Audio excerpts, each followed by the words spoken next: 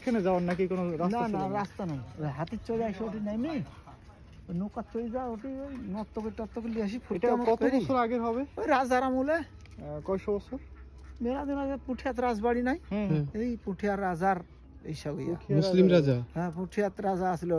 পুঠিয়া তো শুনেছি অনেক মন্দির আছে। হ্যাঁ মন্দির আছে, রাজবাড়ি আছে, নাটোর আছে। তো এই পুঠিয়ার রাজবাড়ি বড় নাটোর চায়। আচ্ছা, এটা হলো 200-300 বছর পুরনো হবে না? ওরমই রাজা কোন আমলে, রাজার আমলে তো এখন আমরা জানি না, আচ্ছা। কিন্তু আমার বাপ দাদার আমল থেকে এইভাবে দেখতেছি। এভাবে আমার ছিল না যে এই দিঘিয়ালারা পারবে না, ওই যে বিদেশ থেকে টাকা দিছে মন্দির টন্দির মেরামত করা। পরে ওরা বললো যে আমরা এর মধ্যে দিয়ে এই শাঁকর মতন ক্লিয়ার করি, রাস্তা করবো। এরা কলো না ওইভাবে দিব না, তোমরা 2 পার দিয়ে মাটি দিয়ে বানাই তাহলে বানাই দিব। ওই যে পাড়ের উপর দিয়ে ইয়া করি বানাইছে। তো 2 লাখ না 5 লাখ না কত টাকা দিছিল ওই সারা ওই করি। আচ্ছা, পুঠিয়া এখানে শুধু রাজবাড়ি আর এই হাওয়াখানা আছে? আরো মেলা জায়গা ঠিয়ে ঠিয়ে মঠ আছে, এরকম মন্দির বানা থুই দিছে মেলা জায়গা।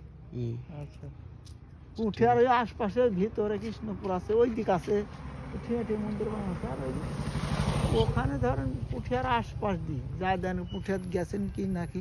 না এখন যাবো আমরা। পুঠিয়া যা বিরাট বিরাট মন্দির। ঠিক আছে।